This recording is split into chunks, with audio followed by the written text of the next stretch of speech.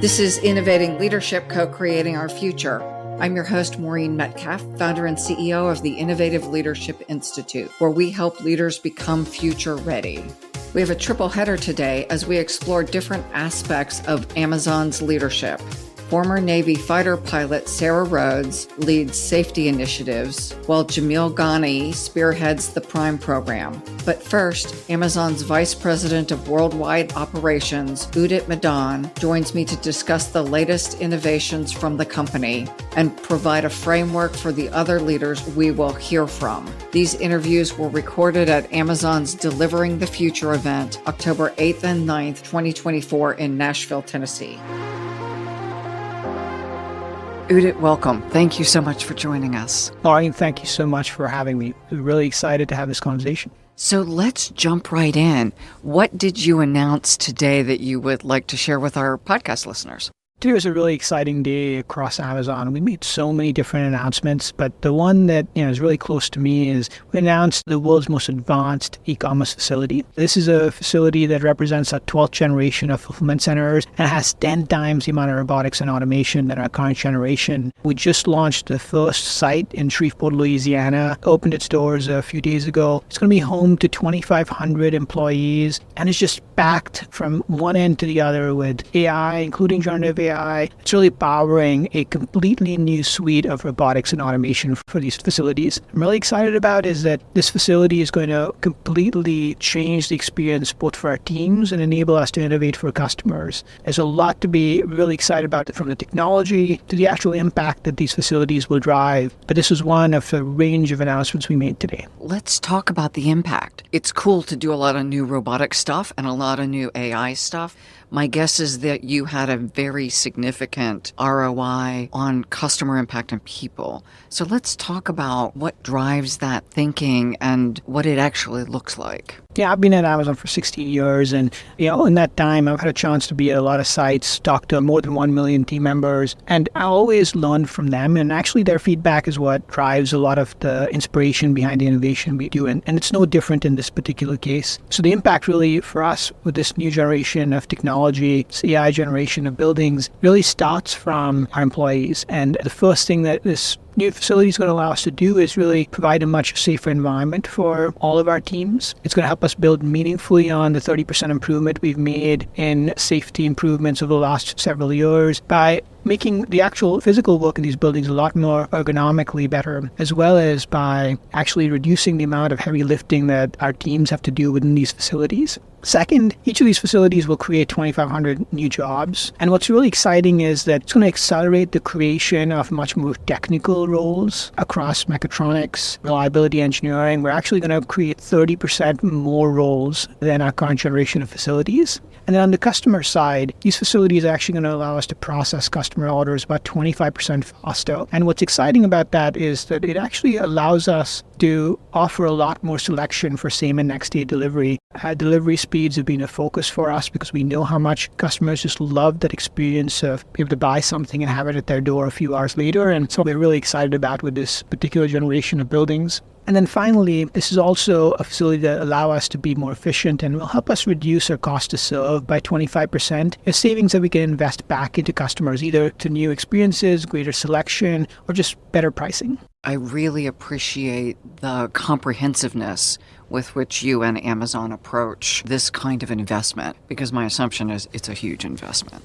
It's a culmination of over 3 or 4 years of work across hundreds of teams. It really starts from being able to try and understand how we can continue to innovate and push the boundary. We've had deep investments in AI over the last 2 decades, but this really is our boldest and biggest investments and really has been spurred by the rapid advancements in generative AI. And I think it's going to be an experience we think both our employees will love, and I think the resulting customer experience will be something that customers will love as well. Let's unpack a little bit how generative AI informs how you operate, because we hear all these stories. Some are fabulous. We're going to never have diseases again. The flip side is the Terminator will kill us all. So what is Amazon doing to really play on the side of the world will be much better when we leverage technology responsibly? So I started as a software engineer in the company 16 years ago. And so I've been really close to the technological journey that the company's taken. And really, even when I started, AI was already pretty pervasive across the company, across a lot of things that we did. Today, it's really present in almost every aspect of the business, from what customers see on the website to how we operate to even sort of our big investments in AWS.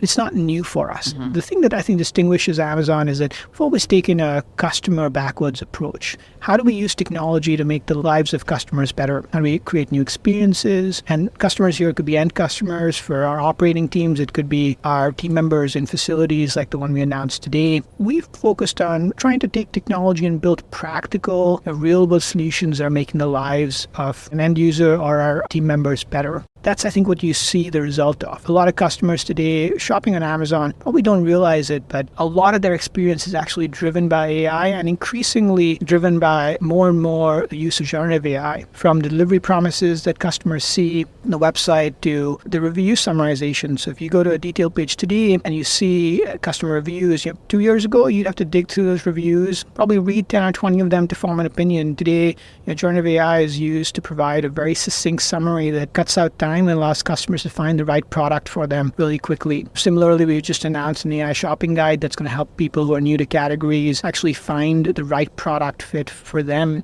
This is something that's always taken place, and it's just increasingly present in the experience customers see. Similarly, in our operations, 75% of all global orders today are, in one shape or form, actually robotics-assisted deliveries. And robotics is increasingly using AI and generative AI to enable those deliveries to happen at the speed and quality that we're able to deliver for customers. And then you look at AWS. We've made some really big investments in services like Bedrock that are now increasingly gaining adoption across enterprises and small businesses alike. And what's really amazing about a service like Bedrock is that Bedrock is a service that really allows anybody to sort of use generative AI foundational models to build applications at scale and effectively create a great experience just as we do for our own customers, or build their own foundational models and large language models if they want to really build something that's very custom to them. And we're seeing increasing adoption of services like Bedrock that really show how not only can deliver great custom experiences ourselves, but also enable other businesses to do the same.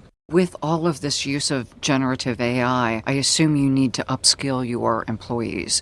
What kind of an investment are you making to ensure you have the right talent? It's a great question, and one that's really close to my heart. As we've seen, the increasing technological advances have been happening for a long time. Having been part of that, the thing I've learned is that one of the best things you can do as a business today is to invest in your employees. Especially in a world of generative AI, it's absolutely both necessary and one of the best strategies that any company can take. And at Amazon, we've had many programs for many years now that have been really aimed squarely at that, starting with a program that we launched several years ago called Career Choice.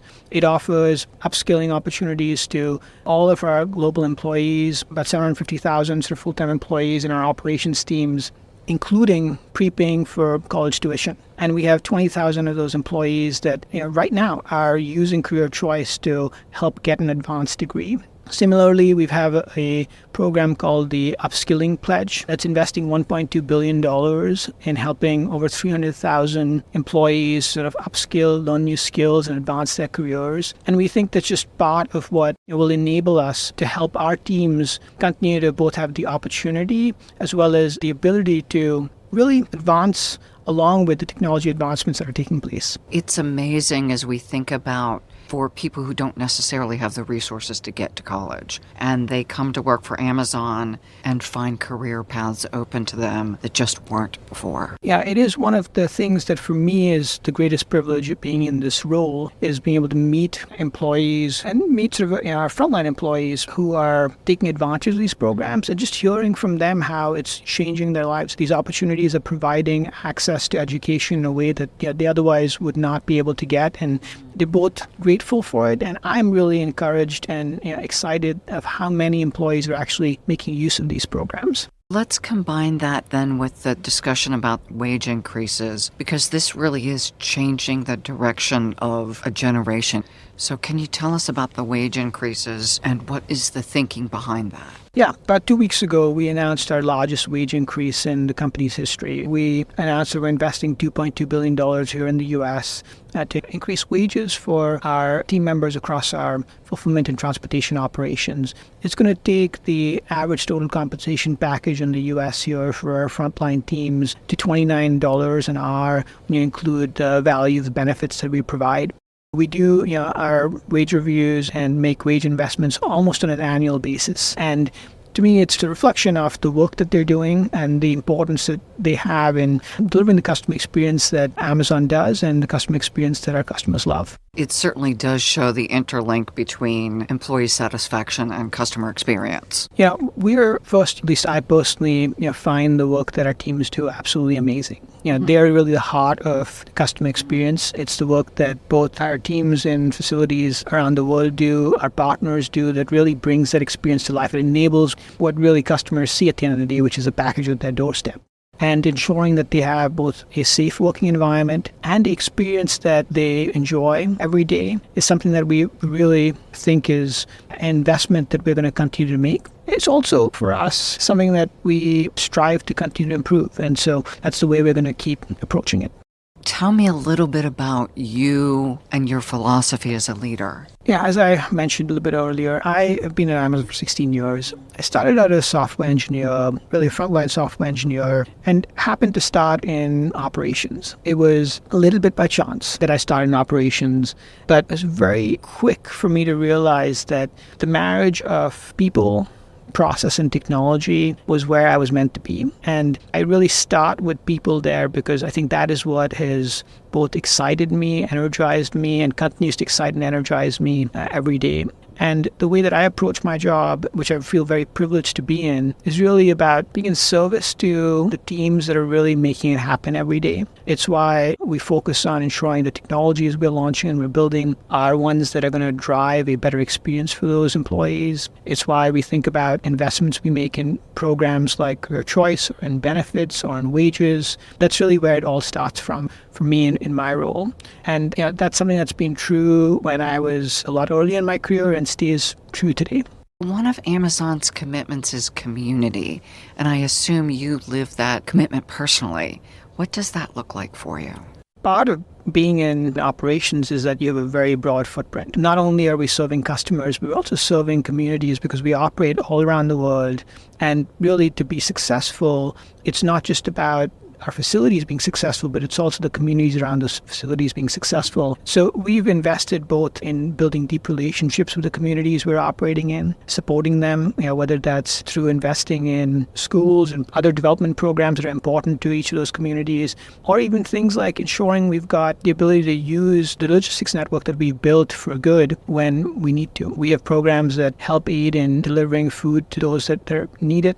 And we have a large network of disaster relief hubs around the world, really 14 of them that also use a logistics network in times like today where you've got a fairly large, widespread impact from things like hurricanes. And it's something that we have, again, felt very passionate about, and it's very deeply rooted in our culture. A last question, and it's a personal question. You have a big role, and I'm assuming it takes a lot of hours. You work hard. How do you recharge and stay fresh so you can be your best self on difficult days? Yeah, it's a great question. It's changed a lot over the last 16 years. I'm a really big reader of fiction. I watch sports over weekends. But these days, I have two really young kids at home. I've got a 1-year-old and a 4-year-old at home. And so there's nothing better than going home to them, spending the weekend with them. And that keeps me plenty energized and makes me really optimistic about the future. That's really exciting. Thank you.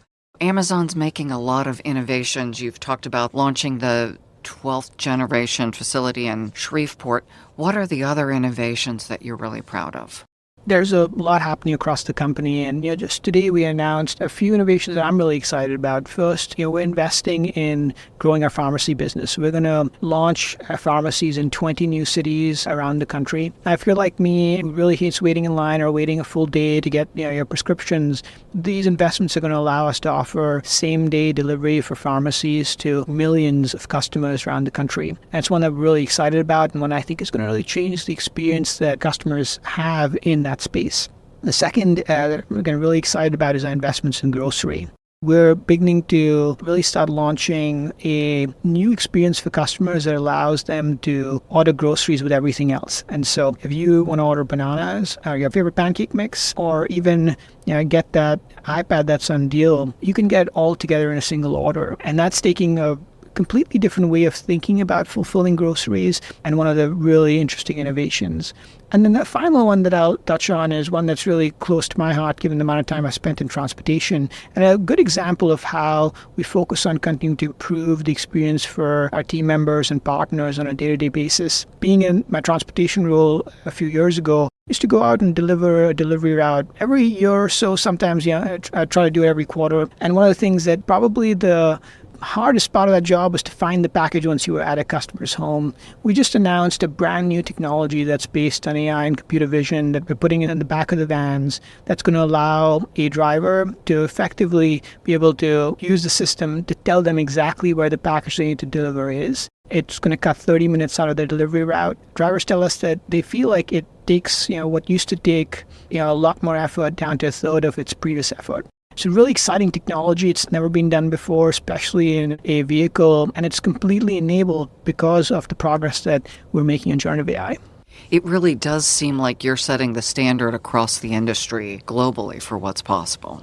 Our general approach really work backwards from what customers tell us that they want, or what our employees or team members are telling us where we can do better. And I think using technology in ways that can make a real practical difference to people's lives is exciting. And I think it's only going to accelerate from here. Thank you so much. As someone who loves technology, the idea that we use it to make people's lives better is as good as it gets.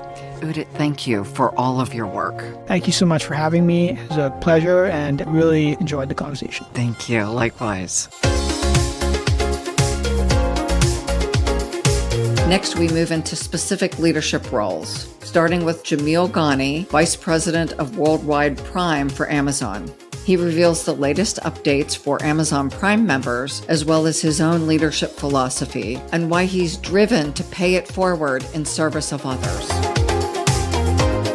Jamil, thank you so much for taking the time to talk to us. Thank you for having me. Can you tell us about the Prime Big Deals Day claim? Yes, absolutely. We kicked off the event yesterday. I'm really pleased to share with you that day one's sales worldwide exceeded last year's, so we're off to a really, really strong start.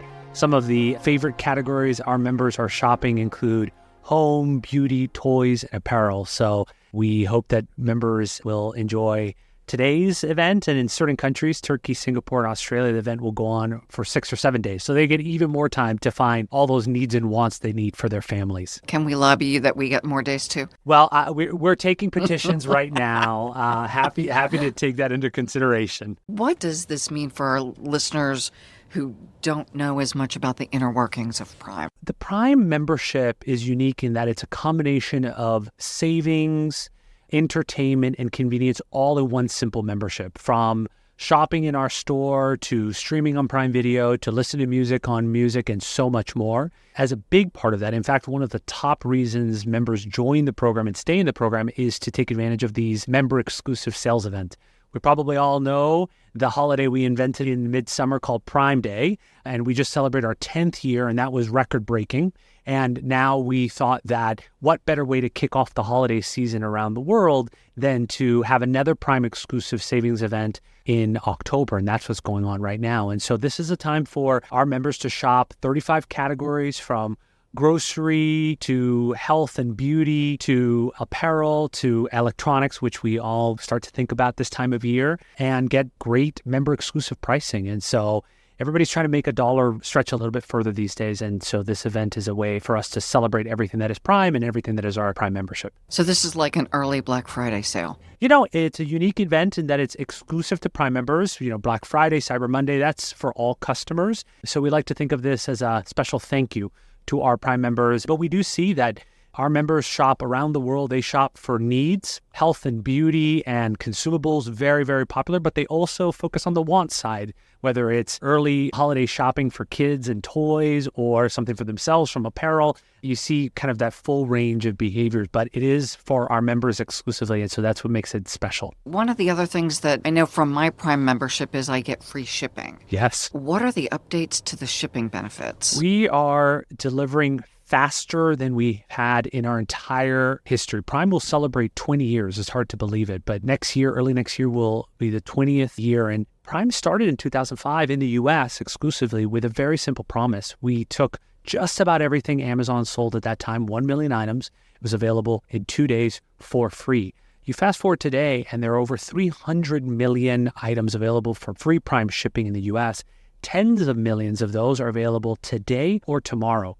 That's like 20 times the selection available at twice the speed than when we launched the program originally. And so across 120 cities across the country, you can get basically all your needs and wants fulfilled as quickly as this very day. So, for me, with a busy household with 3 young daughters, like my wife and I remember things throughout the day that we need to help keep our busy household moving. And the fact that it can be at our doorstep at 5:30 when we get home and, start the evening family routine is magical. To make that happen, that means distribution centers are placed differently, forecasting is done differently, the whole logistics behind allowing me to get my apple cider vinegar today. Millions of people are functioning to ensure that my requests are met. Can you talk a little bit about, from a logistics perspective, what's required to make this possible? I think the first thing to say is that this is not something that occurred in the last 3 months, 6 months, even a year. This builds on the legacy of innovation in our operations and our supply chain in partnership with our vendors and sellers, but all the way into our buildings, how we inbound inventory, how we process in the building, and then certainly how we outbound and come to your doorstep or to your office. And so it's kind of that continuous improvement over decades that has gotten us to this point.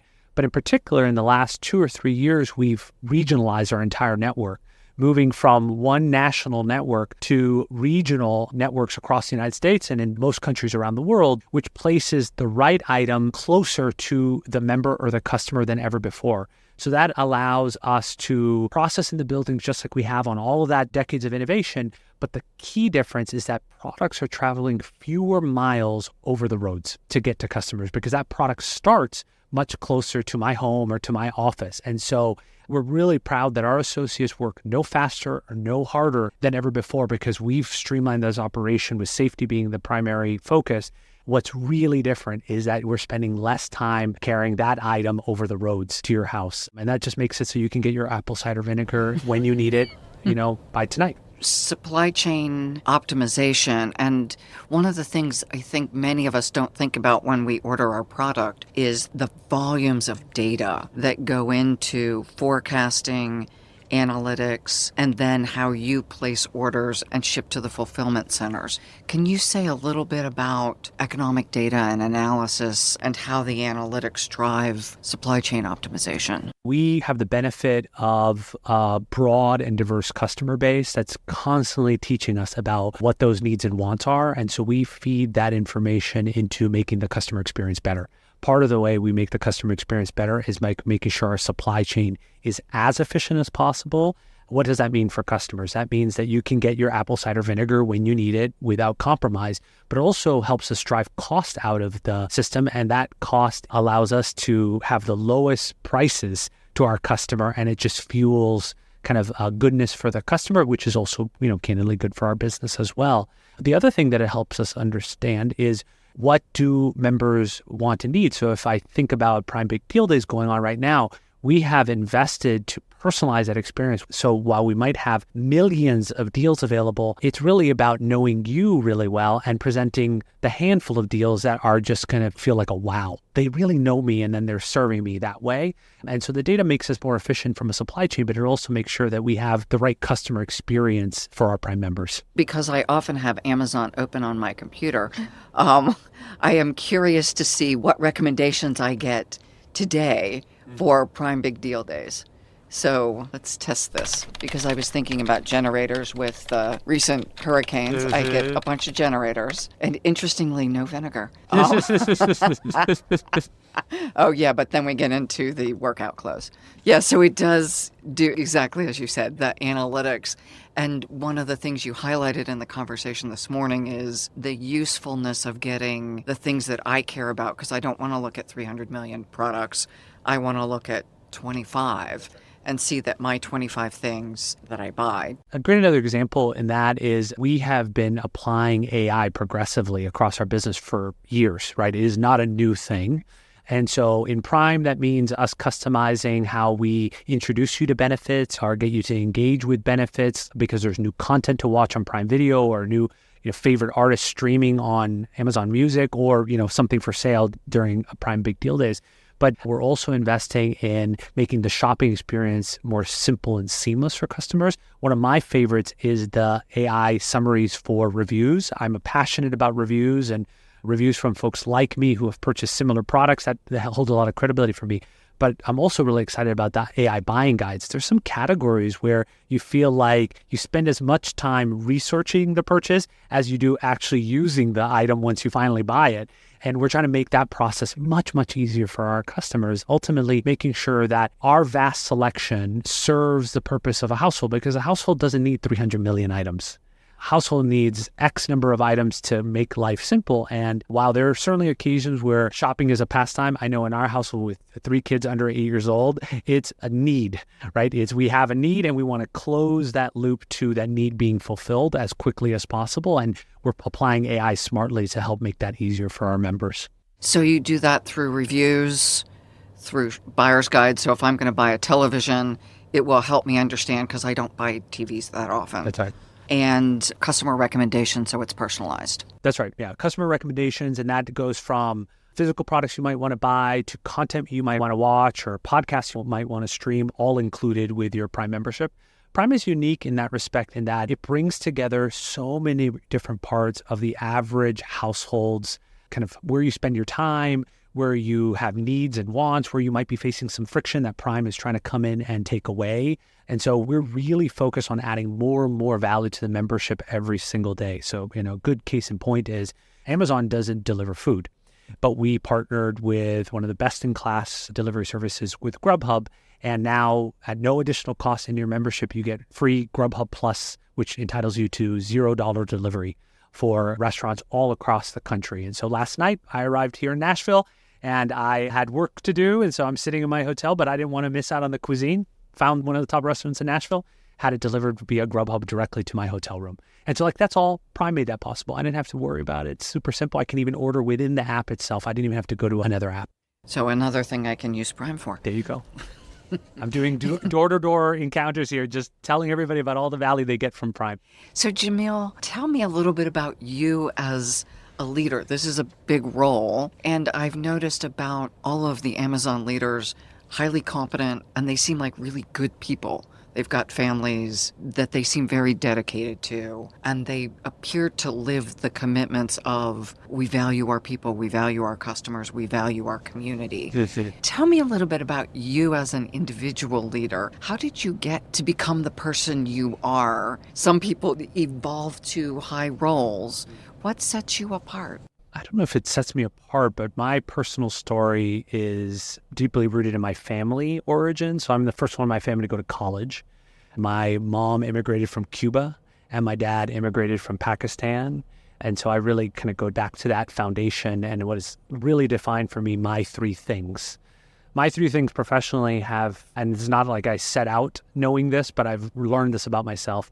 I love serving everyday people. I feel a lot of pay it forward debt because a lot of people have invested in me and made it possible for me to get here. And were it not for the teacher who sat down with my parents and explained what applying to college was because they had no idea and I had no idea, to the person who gave me my first internship opportunity, to the person who hired me first time out of college, and on and on and on, I wouldn't be here. So I feel a big obligation to pay it forward. And I do that by working on businesses that serve everyday people. And, we have over 200 million households, and you can calculate how many humans that actually is. And so I feel like every day I get to serve a big portion of the world's population through Amazon Prime. The second thing is I'm very much about the new and the next. I feel like we live in a blessed time where so much is changing and we have a responsibility to change it for the positive. And so I feel like through technology and operations and all the things we've been talking about this morning, we have the opportunity to make a big dent in the universe for the positive. And so helping invent the new and the next is how I do that.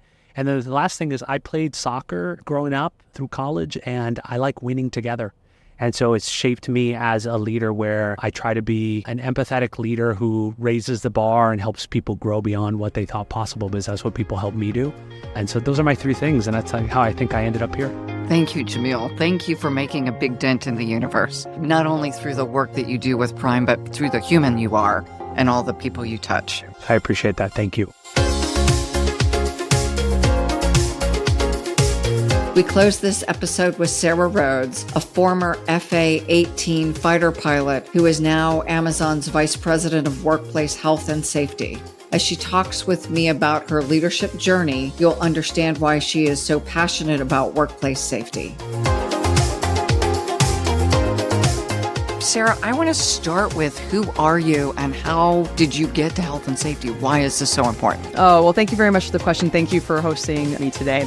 Who am I? Well, I'm originally from Montana. When I was about 7 years old, my folks took me to an air show. It's at that moment in time that I knew that I wanted to fly jet aircraft when I grew up. So one thing led to another. I was fortunate enough to go to the Naval Academy. I studied mechanical engineering, went to flight school, and achieved my childhood dream of taking off and landing on nuclear-powered aircraft carriers in the middle of the ocean. So just really fortunate that all worked out. And there came a point where I had to make a decision whether I would stay in and continue a career in the Navy or go do something else. So I actually chose kind of the best of both worlds. I went into the reserves. So I thought if Uncle Sam needs me, he can call me up. But in the meantime, I was ready to see what else was out there. And long story short, Amazon was one of the companies that reached out to me. So I just happened to receive an email one day thinking that maybe he was soliciting some feedback on a recent purchase I'd made. Little did I know that it was, maybe asking if I'd be interested in pursuing a career in operations with Amazon. And so as I learned more about it, I recognized that Amazon's culture seemed very translatable with the culture that I'd come from in the Navy. And so I pursued a career with Amazon, and I started out in operations, so leading fulfillment operations in the U.S. and spent some time in the U.K. as well. So I did that for about 6 years. And then when I returned to the U.S., we were really building out our transportation network. And it was also a time that we recognized if we were going to continue pursuing 2-day delivery or less, we would need aircraft to help facilitate that. And so leveraging, aviation background and engineering background, Amazon operations experience, some leadership experience, I raised my hand and was lucky enough to have the privilege of building out an air haul network and a team to do that for 6 years. And so I kind of completed that mission, so to speak. There was an opportunity to then transition to leading our global workplace health and safety organization. And I think about the opportunity to translate the focus on safety that I had as an aviator and how we prioritize and proactively address safety. Because in aviation, the consequences can be quite high, but the margin for error is very small. And I just saw a great way to hopefully translate some of those skills to Amazon. And so I took on leading our global workplace health and safety team and organization. And to be able to have such a broad impact, first of all, our people, for the organization, I just found it to be, what could be a really rewarding opportunity. So that was really kind of the motivation and the timing behind it. Much like a lot of things in life, timing is, a big factor, but it's been fantastic being able to work with our engineers to help engineer out issues before they become an issue. I enjoy working with our large teams of people. I enjoy figuring out how to apply technology to safety and operationalize safety. So I find all those things really motivating, and I enjoy it. I can say to this day, even after 13 years at Amazon, I get excited when I go into work every day. Tell me about Amazon's commitment to keeping their employees safe. Safety is our top priority. You heard me speak about it in my keynote this morning. The core and the foundation of everything we do, no matter how much technology we have or innovation, are people. Our people are at the core of everything. We have over 1.1 million employees globally across all of our operations. And so that is really the foundation of what we do. And so if we don't get safety right, then we will fall short, and we certainly don't want to do that. Some of the very best suggestions for safety improvement, safety innovation actually comes from our frontline employees. Nobody knows our operations better than the folks working on the front line. And so we have a lot of feedback mechanisms and tools that our teams can use out in the field. And, I see countless examples of different suggestions that are made to help either make the workplace even safer or maybe a different way of doing something that makes it simpler for folks. What's the big goal? The big goal, I have a bold vision and I've got the team behind it. It is to be the safest workplace within like industries. I want us to be the best in the world when it comes to workplace safety. And so if anybody were to ever ask, who does safety the best? I want that answer to be Amazon. And we're on our way. We still have some work to do, but we're on the right path. I'm so excited about the progress that we've made. I'm so excited about the progress that we continue to make. We've got a lot of momentum. We've got people bought in, and like I mentioned, we're taking this very proactive approach to safety. And one of the best parts about this is that, open dialogue with our employees and getting that feedback and those ideas. What are the 6 pillars? Yeah, the 6 pillars. If we think about how large our organization is and all the work that we need to continue to do on a daily basis, even if we are the best in the world at safety, there's always going to be work to do to be better and better every day. And so we organize a very big effort into 6 pillars. So that's kind of a very organized way to boil the ocean, so to speak. Otherwise, I don't want to try to do a lot of things and not do anything well. We have a lot of things to do, but we want to nail everything and do everything well. So one pillar is data intelligence, making sure that we have the right insights that helps drive our programmatics. A second pillar is ergonomics. That's one of the most common causes of workplace injury in most like industries. So we want to make sure that we're nailing that. Third is technology. You've heard a lot about that today. And even within the safety space, we're using things like computer vision and AI to really lean in on that. I think about risk reduction. That's where we go in and retrofit facilities where we've since developed new technologies so we can go in and maybe replace older technology or older types of processes with newer. Fifth is prevention through design. That's where we work with the engineers, like I mentioned, and engineer out issues as far upstream as possible before they even launch in a new building, for example. And then the sixth and most, I think critical is the people and culture pillar. Like I mentioned, at the end of the day, if we don't have the culture right when it comes to safety, then, we're going to fall short, and we don't want that to happen. So people and culture, that's a really important pillar for us as well. You'll hear a lot of companies say safety is our top priority. Well, we mean it, and we think of like a generative safety culture. That's actually a step even beyond proactive. Generative is simply how business is done. People don't know any other way than having a safe work environment. And I know when I go into a building that they have an outstanding safety culture. When I see our frontline employees holding themselves accountable for following safe processes and procedures, making sure they have the right PPE, for example, we have a bit of a campaign, so to speak, called Safe to Go. And you think about if you're traveling back to your home, many people will say, well, Maureen, have a safe trip. Safe travels, fly safe. We have this mindset that we've really started leaning into this past year called Safe to Go. And so whether an employee is getting ready to start their work for the day, maybe as they go into a building, even as simple as getting in their own car to transit to and from work, like are you putting your seatbelt on? And when you go into the building, do you have the right protective equipment if you need it for your particular work path?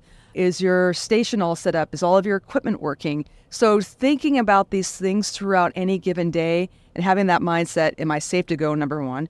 Number two, are my colleagues safe to go?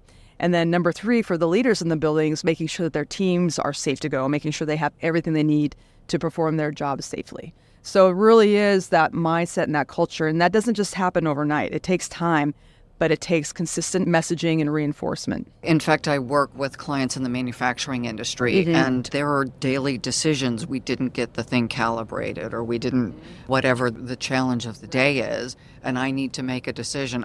Each of my client leaders, do we run the equipment today? Or do we have a down day because we're missing a sensor or we're missing a thing? Right. It is a daily, hour-to-hour set of decisions about safety versus meeting our other operational objectives. Requirement, right? Yeah. And I know for some, that can be a tough decision to make sometimes. So what I reinforce to our teams is, those are decisions that we don't regret. Err on the side of caution. It's better to take that one day or that 1 hour to fix whatever the issue is, because actually it could cause more problems later on. One of the things in your keynote you talked about was that there was a visual of people. Right. And that everyone is someone's mother or father or sibling or best friend. It seems like that is the framing for they're not just numbers or staff. They're individual family members that you're really caring for. Right. Safety is personal. It should be personal to all of us. If everybody has somebody in one of those categories, whether it be a family member or a friend or a community. There's some kind of dependency or reliance or just particular value in people. And so, when we think about how personal safety is, that really resonates with people as well. I think I hear a theme all the way from 7-year-old Sarah to now of service. Right. That serving in a military role, serving in a safety role, you're protecting and caring for people. Yeah, giving back, I think, number one, looking out for folks, protecting, keeping people safe or out of harm's way would be maybe another way to look at it as well. And I do think in this particular role, leading workplace health and safety for Amazon, one of the largest corporations in the world, it is an opportunity to take all of those learnings over the course of a career and almost a lifetime and hopefully applying them in a way that does benefit such a large workforce that we truly, truly care about. What do you do as an individual leader to continue to grow and also keep yourself well? Well, to continue to grow, I love learning. I feel that I learn something new every day, whether it be conversations that I have with different people or maybe there's a new technology out there. I love visiting the field because I typically, even though I've spent a lot of time in operations, because the pace that we do innovate, I like to learn new things. So I'm very kind of curious and inquisitive. Number one, for me personally, what do I do to keep well? Well, I enjoy the outdoors. I think maybe being from Montana, it's kind of a natural for me. I have, great friends, and I think it's really important to laugh as well. Don't take yourself too seriously. Putting all those things together hopefully helps keep me healthy physically and mentally, and so I can't complain. Biggest accomplishment in life? I think the best is yet to come. Brilliant. Hopeful. That's the way I look at it. Thank you. We hope you found tips from our leadership journey as you learned about the paths of these 3 leaders. Our thanks to Amazon for inviting us to Delivering the Future. Watch for our second episode from this event, when we'll learn about sustainability and the leader who's changing the face of the music industry. I'm Maureen Metcalf. Thank you for joining us.